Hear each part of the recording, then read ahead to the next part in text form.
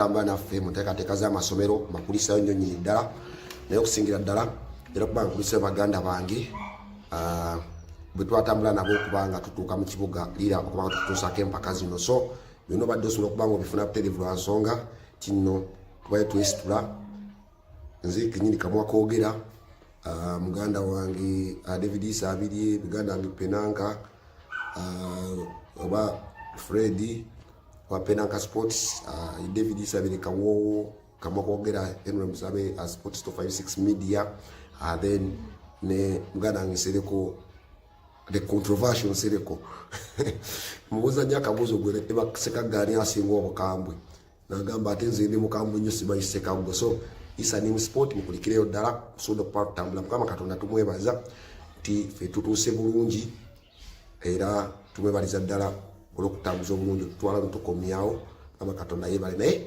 ngenda kubanga kuwa overview nengenda tutandikira ku nteekateeka eya trophy parade yakoleddwa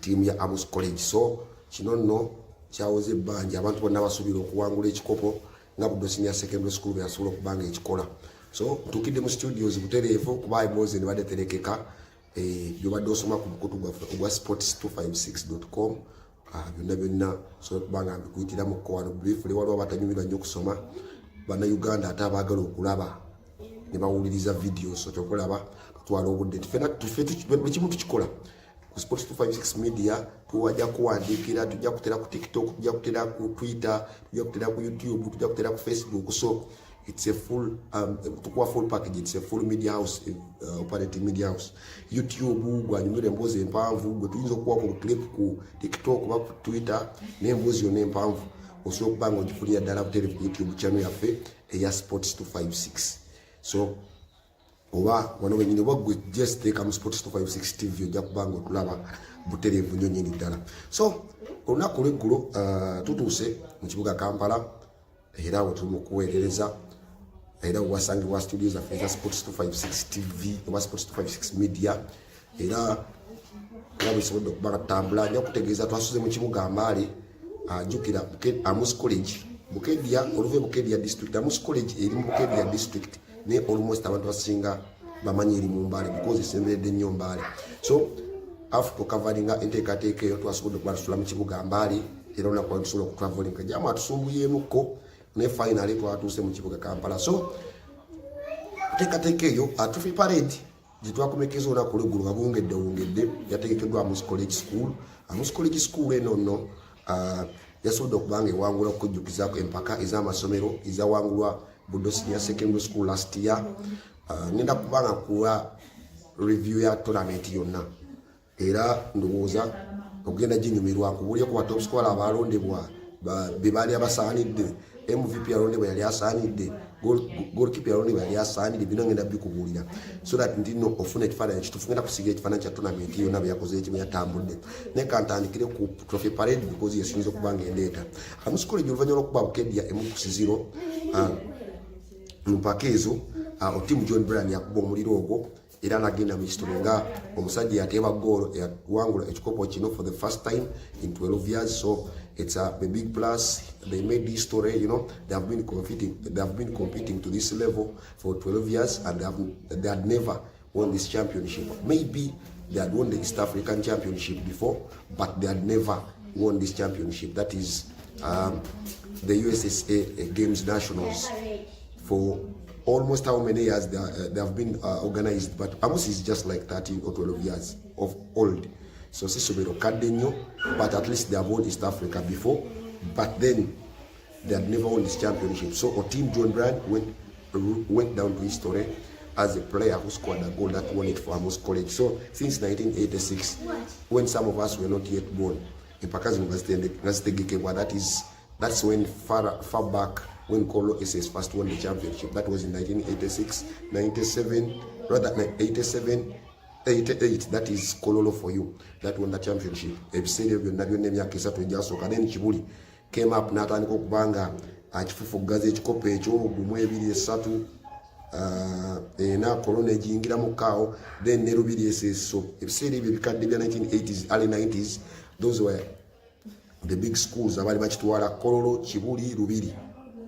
before then the St. Louis Chogobe could come in, but all the Kampala, Bangaba Academy, whatever, then the Galaba Islamic. But now the giants are Bukedia Comprehensive. If it's not St. Mary's Chitende, it's Budo Senior Secondary School of Bukedia, or Budo Bukedia, Amus, you know, those big schools now, St. Mary's Chitende. So, Trophy Parade, you know, ngenda kubanga kutetera ku producer wange mukuru emagenda kubanga kulaga ku bifaananyi nga kulaga ku videos how abantu bwe perceiving how they enjoyed the trophy parade wherever they reached in a serious town ngolaba abantu they are so happy okuva lwe batambudde.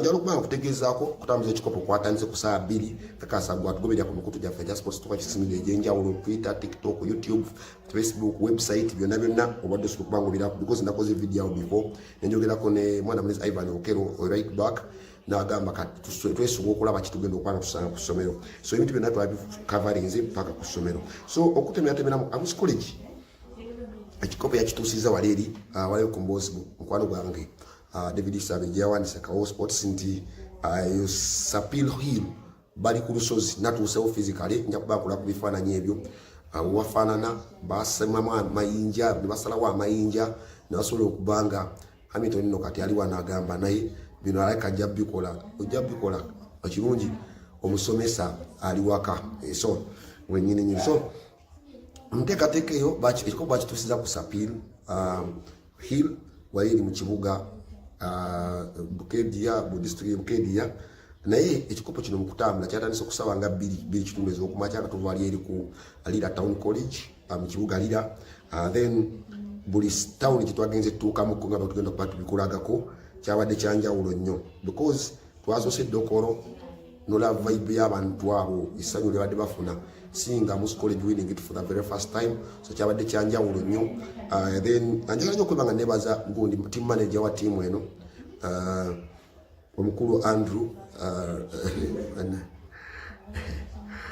Siagi mutuufu obukakkamu yadde akozesa kutaakira enengeri even after winning the trophy abaana amukutina mukasuka mu bbanga abajja bibalagako awo ne coach naye nga ssebo ali so calm nga kugamba maybe because of the budget of what they invested whatever even the planning and whatever nga coach yakyogeddeko olowooza mukonti tekyama excitinze nnyo winning it for the very first time being tubali wawudde ku East Africa so Andy Siagi he was there from day one okulaba nga abaana tebajjula kintu kyonna era nga bamuwulire nga you know respect at least bakusanga agamba bannaye mwe bali kukavalinga so Andy Siagi thank you so much for whatever you've done for the boys and you know so we bali kubanga you're a good manager because era obudde olabanga n'abantu abawagizi abajja oku you know nga associating nabo comfortable abawagizi badde ba traveling almost every day from group stages okujja okuwagira Amus College so now abawagizi ba Amus College bamwe bali nnyo mataddewo ekifaananyi kyadde kirungi nnyo so I would also love to appreciate you guys who came around to support Amus College from the start up to waje mwasobodde okubanga mutuuka ku buwanguzi obwo so bwe twatuuse eddokoro celebration is done bwe twatuuse Soroti mu town nga waliwo buli bwe twatuuse ngalo abajoininga convoy okubanga bawerekerako tiimu ya Amus College bwe twatuuse Kome mu town ate kyabadde ekirala ebikujjuko ne byongera business nezibeera ku stand still ng'olaba buli kintu buli muntu ayagala okubanga yeetaba nkusanyukirako tiimu eno ya Amus College bwe twavudda ne tweyongerayo mukula celebration nga bwe tutuuka abantu batandise okulinda tiimu eno ya Amus College kuva ku makya ssaawa nga 2-3 nga bagirinda ne twagenza otuuka ku geeti y'essomero ku ssaawa zadde za 11 dakiika nga 2 n'ekitundu ez'olweggulu nga zigenda mu 12 naye ng'abaana essomero bonna baali nnyo baggulu ku bizimbe excitement y'amaanyi ekyalo kyonna so kyansanyusiza nnyo nyirira bwe twafudde mukula tugende Bukedia that is where you find our Bukedia comprehensive so we bypassed Bukedia comprehensive of triple A over 3A mukulu Anita Monk bwe twayiseewo then ne tweyongerayo etuuka Nakaloke that is somewhere nearer to what I had that is mama's mama Amus College oba mama Isiadi wasobola okubanga wakikirya mu parliament waliwo county ojibanga Mukura county I think it's Mukura or Nakaloke is another town nearer to as you reach Amus so finally bwe twatuuse ku kyalo Amus wonno essanyu nga baboda baani buli wetusanga begatta convoy okulaba nga basanyukirako essomero lino so briefly nga bobiraba mu videos bwekitwe kyasobola okuba kitambula obedda bwe watuuka mu town yenene coaches and captain nga bavaayo nga babalagako ku kikopo ekyo the beauty because remember this was a new trophy ekya introduced in the USSS so abantu ne bakiraba essanyu excitement so byabadde birungi nnyo Richard Malinga mu kwogerako ko n'abamu yasobodde okuba nga ategeeza nti balina vision and mission ey'okwaccomplishing that's why buli muntu walabye nga ekikopo kino kyawangula last year juka interview gye namukola ku Richard Malinga simanyi wa producer onji kukomezaawo ko yagamba ekyandeesa kwa Amus College is what I did at Budo Senior Secondary School last year. Remember Richard Malinga won this trophy last year with Budo Senior Secondary School and comfortably defended it, and he becomes the first coach in history to defend this title with two different schools. If it was not celebrated kitende bakola abali bakiwangudde you might find ebiseera bidda kibulizi bya kikolo balubiri bakiwangulya coach yali omu naye defending it with two different schools. No coach has ever done it. So Richard Malinga kudos, because even last year at Budo same convoy if it were say is it's very hard currently okubanga championship ngeno nga tusobola kubanga otekayo embeera nga ya convoy nga zino, because last year the Budo Senior Secondary School did it. This year Amus College won it and did it, because Sichangu out of the 64 schools after even playing in the qualifiers and then you come and be the number one in the 64 schools. It's not a simple task. It needs investment, a lot of sacrifice, a lot of commitment and everything. So for about Malinga bigambo yagambe twalina vision ne mission y'okwaccomplishing at least I'm making sure tino kyakole budde akola ki akiddamu. So mulabanga ne captain that is Jamal Rashid, his word is rather bigambo byasobodde okubanga at least atugamba all the players were so focused, they had a lot, they were so determined, they used a lot of discipline okulabanga at least they achieve. So Captain Yagambi, they had it in their dressing room that they have to die a little for the team to achieve. So olowoozamu konti bambi ebigambo bya captain yo nebyadde birungi nnyo anyini ddala. So bwetwatuse mu kibuga Kedia n'embaali ndowooza kyo kyabadde kyanjawulo mu mukolani sort biwalabe nga vibe y'amaanyi nnyo, border borders bwe zitujoininga bwe zikolaki, so kyabadde kiyitirivu nnyo. So after okutuuka mu ssomero games brother deputy teacher twamusanzeewo era naye n'alaga okusanyuka kwe, and mu bigambo omukulu Michael Okirol Kaminasi, that is the deputy teacher of Amus College, I said they would love to appreciate their director, that is Mzee Isiagi, for the investment and for his love for football and then sports in the school. So he was so appreciative. He thanked the players for what they did for the school. Then the other thing he talked about was he said Amus College we were used to winning, but only that we had not win this particular title. So Nagamba, we are just adding this title to our already rich cabin of trophies. So being that they have ever won East Africa before, teams are always participating. They are going for these games in Guru, is under 17, 15. Kwegamba Nagamba just ekikopo kya kugata kubiri naye ate how special it is being that they are winning it for the very first time. So that was the deputy teacher, that is Mr. Mike Okirol. So yabadde musanyufu nnyo tejjukira timu zino bbiri kutegeezaako zonna za qualifying zogenda mu East Africa that will be held in Tanzania. Then the other issue is they also qualified for the ISF games, that is those are games to be held in China. The first school, that is Budo, rather sorry, that is Amus, St. Mary's Chitende, Chadondo SS, and Kedia Comprehensive School. So abana passport musikole mukoma wabazadde because they are moving anytime from now. So kwongera maaso final musikole ya kuba Kedia 1-0 for starters yatebebwa abana mlenzo oyo team John Brad, and to me ngenda kwogera kuno kwa MVPs because he was I think he was either first or second in my picking order of MVPs. And then semi-finals, Amus College yakuba St. Mary's Chitende, that is 4-1 in penalties after a goalless draw. And then Amus College in quarterfinals, they had to maneuver and beat my friend, that is my friend Lucio Wanyama, who coaches London College, that was 1-0. And then there was another final at the quarterfinals level where these guys of Amus College beat Jipra. That one, whoever missed that game, it was a final before final. It was played at, I think, if I've not forgotten, it was played at Lango College, one pitch, because I was there. But now that was one of the toughest games I've ever watched, because by na mbiranye utawalwa amanyi nnyo, but now kwagwera penalty at round of 32. When alaba tria Amus nengaba Amus enoba inabala kutwala ekikopo kino. I think era ne Richard Malira yachogera ko nagamba, I think we are lucky ngabagenze ngamazo kwachitendo kugenda mu final nagamba, I think we are going to win it because we are lucky.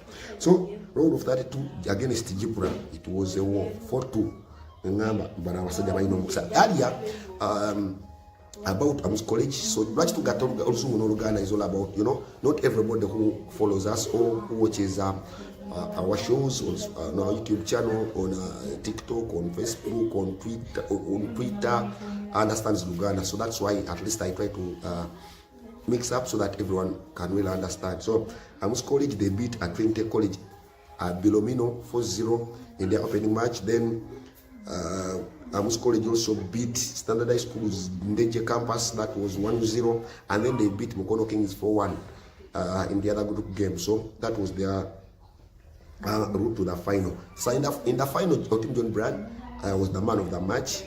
Amus College, then St. Mary's Chitende beat Chadon Senior Secondary School from Matunga. That was a 3-0 in the third place playoff match. And then katugende kuwano katono nnyo nga sina kubuya kwali wagudde ekikopo kino waliwo kapost ke nakola ne ngamba wrong top scorer, wrong MVP, right golden glove winner oba best goalkeeper. Oba kawulire bulungi akantu ako nja kusaba mukulu emo kantemeremu kaako. Wrong top scorer, wrong MVP, then right best goalkeeper or golden glove winner. Lwaki kugambye there are two wrong people. Ebiseera ebisinga top scorer automatic nti yatebe goals ennyingi, but ngenda kutemera mu nkuwulire lwaki nkugamba he was wrong. Kakati lwaki kugambye nti nno your goalkeeper, that is Usama Chagamo wa Amus College, undoubtedly even in the final he showed that he's the best goalkeeper in the tournament. He saved how many shots. And then the other thing is quality, because the man on the MVP so that omuntu abukusiza bukusiza imipira ngajijo tunuli omuntu in case they had come to buy one or two players in the tournament. That's what they call the most valuable player, the most valuable asset. Just like now in Narunda on omwana wa Amus College era mulaba ali Bungereza oyo youth abani youth, just like when Narunda omwana we Jinja wa Jinja SS 2019, that small young man wa Jinja SS attacking midfield abadenduza mu kigezeno. So mu tournament omuntu asinze okufaana obulungi sigamba ati katuweko ne kugundi. So etukyade kyamu nnyo. Best goalkeeper Usama Chagamo wa Amus College was the right choice. Then top scorer Matthew Ethan Mukwana wa St. Peter's College Toronto ne goals 12. It was a wrong choice. Lwaki nedda omupiira tournament eno mu group stages, I think Matthew Ethan Mukwana wa St. Peter's Toronto yateba goals zaali ndoza nnya zokka, only 4 goals in a competitive games. Kakati after, I think there are 4 or 5, but I think there are 4. Kakati after being eliminated mu group, Mukwana atandika okugenda mu byayita classification matches USS yateekawo. Classification matches nze banyumize bannange mwazo ovaako mu group ne bakuwayo abalala bonna abaviirako mu group abanafu games ezitali competitive, abantu bomu kataba kubenga bwe ku penalty ne bazanya eddakiika nga 2 egemu ezimu atuka ekiseera twaliko ne muganda Sula Matovu Maluda ne Benjamin Ochani. They have been there doing some work. Kati emipiira akamukano emanja kantemerako about top scorers. Emipiira eja kuba this is an insight kintu kya munda nnyo. I don't believe waliwo yabyogeddeko naye ndabirabako physically n'amaaso gange, so nja wali device ya USSA etereze mu nkola eno.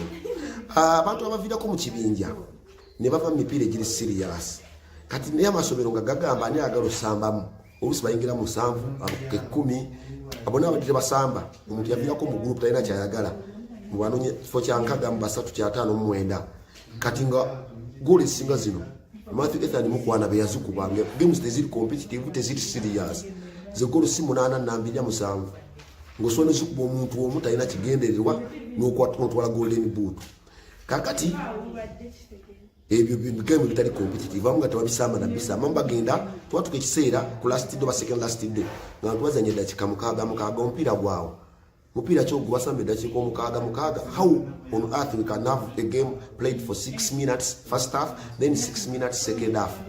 Which kind of game is that? And okay, if they agreed to teams that they should play for like 15 or 20 minutes, in fact, some referees were the ones forcing the guys to play, but guys didn't want to even play those classification games. So I'm surprised that the goals that were played, that were scored in categorizing games or funny games, were also counted as serious goals. There was a boy who plays for Aiden College. Yali na goals yakoma teba 5 mu kibinja.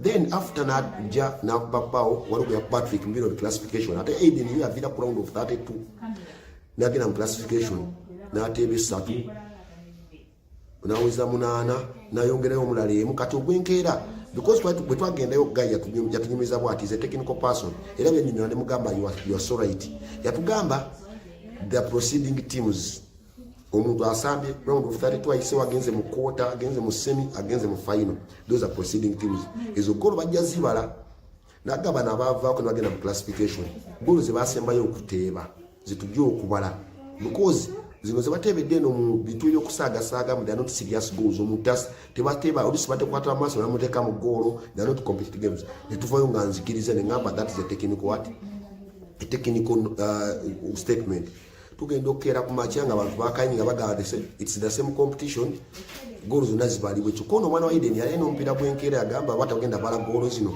why would I waste my time continue playing na atasema mpira gwankera kiraba in fact it was against Chibuli ngabantu bakyabisamba tugenda okera ku machi nga bagamba mu mukane nnyo ESSA bamaze bakiriziga bagamba ne goals za classification nazo zibaliwe.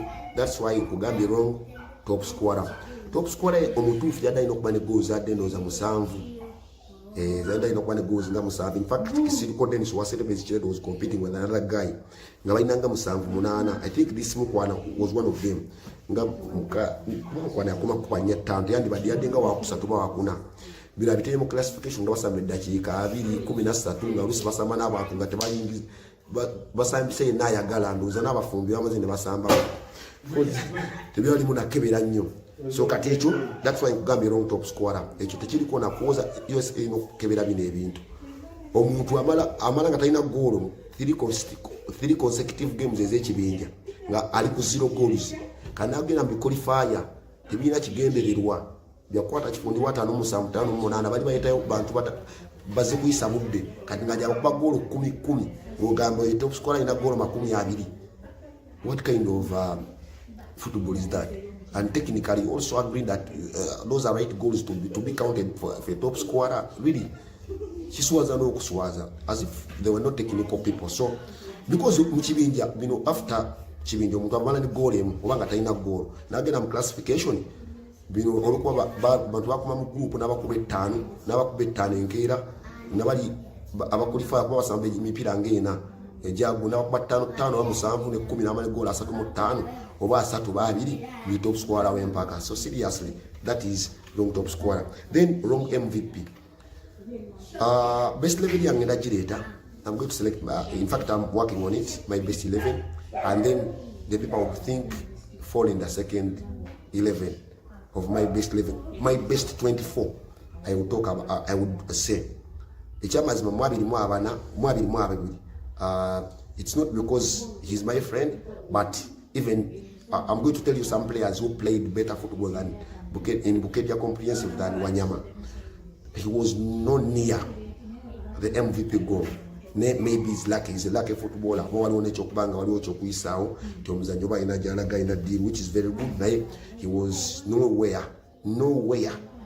It was the wrong choice of the MVP. MVP is somebody asinza okusaba mu mpira mu team. In fact, if it was a MVP, if it was Bukedia or compensating until they had lost the final, it would have been Uchumbi, the captain, that left-footed player.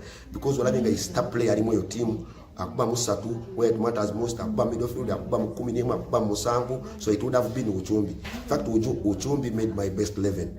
Then maybe Giggs. Giggs was a very exciting player, that young man Giggs. If it was in Bukedia, it had to be those two players, not Simon. So it was a wrong option. But to me, I wouldn't love to say my MVP now, because such position MVP to me, it would have been Nyonyi Ntono Joffrey of Budo Senior Secondary School, or team Johnny Brand, or is what?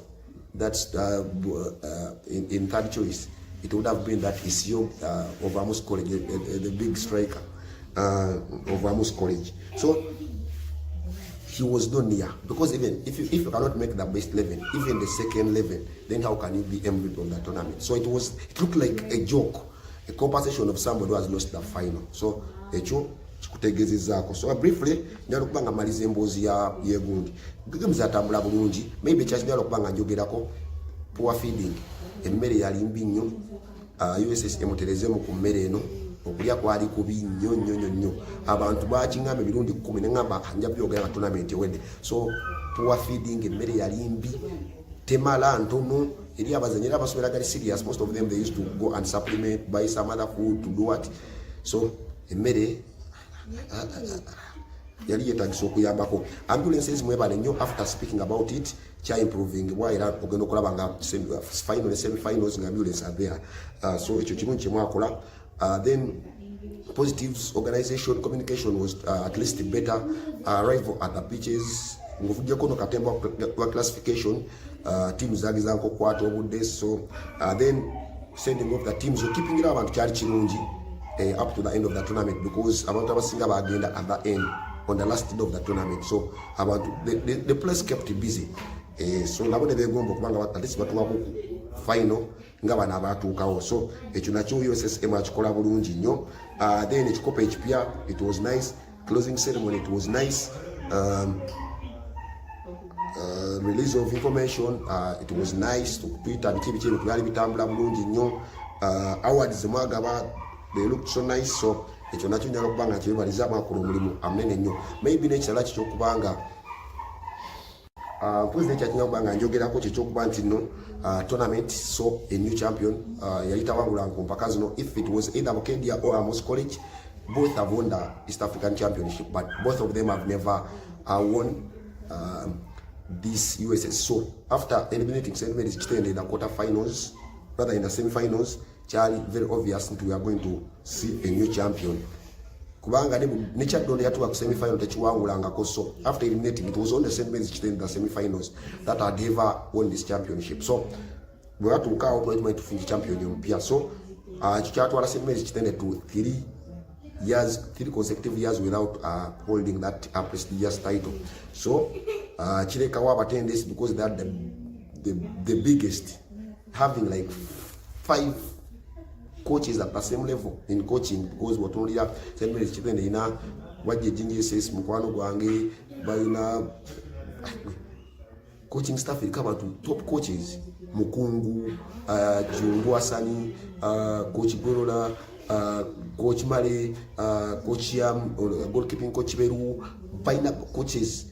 So kibalekawa malingo bwangula ke ekikopo ekyo nkibalekedde. So previously nyala kuyitira mu katono nnyo ku bantu St. Mary's Kitende the record champions bakakiwa mu 12 muskuli kyejiwangudde 2-26 okujjukizaamu ko nga maliriza Budo Senior Secondary School. They won it last year. That was their second, because they also won it in 2018 when we were in Mbarara. So then St. Julian of Coach Felix Sekabuza won it in 2023 it was St. Mary's Kitende. That is the last year St. Mary's Kitende, the record winners last won it. So 2023 that was St. Mary's Chitende. Then 2022 it was St. Mary's Chitende. Just shortly after COVID, St. Mary's Chitende won it twice before St. Julian coming in to pick it. That was their first under Coach Felix. And then 2020, 2021 that was disrupted by COVID, if you can remember. Then earlier in 2019 that was in Imbarara, Budo Senior Secondary School that had ba Masudi ba Gofini Oriothi ba Kato Nigerimana ba Saddam Maseruka ojukira utwali Imbarara. A generation ye yankambwemu nayo yachiwo kubanga ekiwangula. That was 2019. 2018 ya Jembaden kunyumiza. 2017 that was in Jinja. That was in Masaka Jinja SS Woni Keba Joel Madondo. Ivan was MVP nga chitwalao. That is Ziwa Vicent Vidal, generation yali enkambwe nnyo. Lawrence Tezicha was the MVP for 2 consecutive years. Wone tugane Jinja nabira MVP.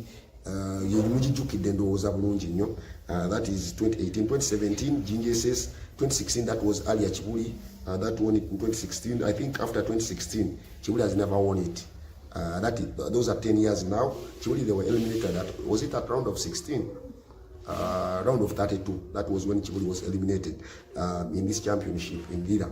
Then 2015 St. Mary's Chitende, 2014 Chibuli, 2013 St. Mary's Chitende. I think from 2011 up to 2013 that was Chitende. They won it 3 consecutively. And then in 2010, I remember that 10-man Bishop Nanchama.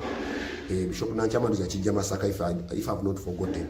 But I know the story ebintu bino database musobola okubanga mujja netwejjukanya because otuli mu kwejjukanya Bishop Nanchama ya coach Namalego awo akitwangula yali 210. Then 290 Buddo. So Buddo kine kya 225 kya kusatu kya Buddo 225 218 then ne 290. That is Buddo Senior Secondary School. Then St. Mary's Chitende 28 2 St. Mary's Chitende 26 St. Mary's Chitende 25 Chibuli bubujjukidde bulungi nnyo. Then 24 St. Mary's Chitende 26 24 St. Mary's Chitende Old Kampala. That is golden generation ya Old Kampala 2 Old Kampala kyatwala nejjuka Old Kampala kijja kunagalama Islamic ekiwangu de 2 so 2 gulundoza kawunjo koma ngabo academy ifiseri ngabo academy kyaliwo ko kinumbo kintu bine twageza ko bitujjukiza ne Chibuli 12 the start of chasa chen 12 Chibuli yasoko chiwangula ngikijja ko Old Kampala that had won it in 1999.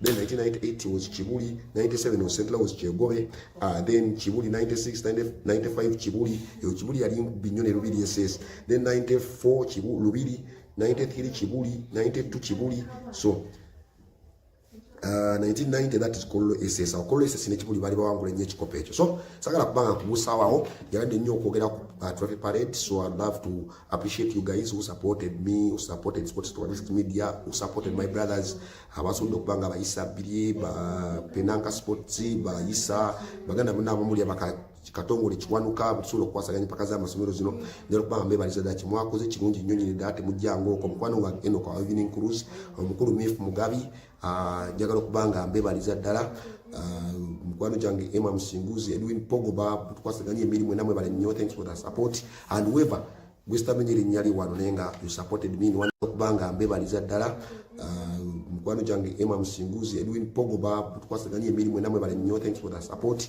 and whoever gwestamenyeri nyali wano nenga you supported me in one way or the other. I would love to thank you so much. Nenga mostly mugana Enoch, I never expected that you could in one way or the other be one of the guys who could support that whatever Mugabi Mif Esapak Premier League is going to start in time from now. So nyalo kubanga namwe bebaliza ddala. So thankful gundi kanu nyakusaba nnyo mukulu Emma akantemeremu okuva katandikidde okwebaza abantu bano. My friend that is Andy Siagi, most of our friends I met there. Mukwano jange mwena balubiri SS nyalo kubanga mbebaza. Big up on yourself. Enoka Evening Cruise simanyi lwaki erinyandiza emirundi mingi mukulu Mugabi. Thanks for the support. Mukwano jange mwena nyalo kubanga mbebaza. Blessa mulio tournament igenda kubanga etandika mwana maminja kubaawo pa tujikwasaganya. Then kyenkutegezezaako kujukira Uncle Stanley Uncle Stanley isa Park Premier League na kubanga etani keche Arsenal bayoza okuba kano jakatemera okugali katani kidde package ka komase no bayoza ngo mwagizi wa Man City. Congratulations after 22 years achieving your dream of winning your first ever in 22 years ekikopo kino so kyemakoze Arsenal mweba nyo bali dala so bwe kitobe kigenze mwana amamye no musabe sagala kubanga mbabusawo whoever all my friends have supporting it. Thank you so much.